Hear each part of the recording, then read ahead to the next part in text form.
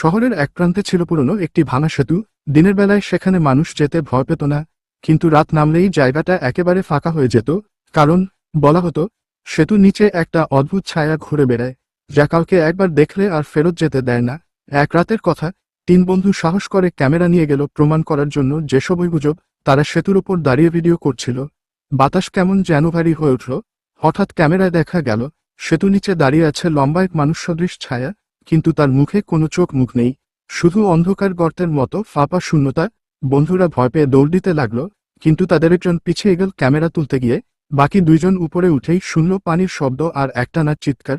তারপর সব নিস্তব্ধ। তারা নিচে তাকাতেই দেখল নদীর কালো পানিতে ভেসে উঠেছে বন্ধুর ক্যামেরা, কিন্তু বন্ধুর আর কোনো চিহ্ন নেই। আজওয়ারা রাতের বেলায় সেই সেতুর কাছে আয়। তারা শপথকরে বলে, নদীর পানিতে ভেসে ওঠা কণ্ঠস্বর যেন সাহায্য চাইছে, আর ক্যামেরার লাল আলো এখনো জ্বলতে দেখা যায় অন্ধকারে। হ্যালো বন্ধুরা, এরকম ভয়ঙ্কর ভিডিও দেখতে চ্যানেলটা সাবস্ক্রাইবও করুন।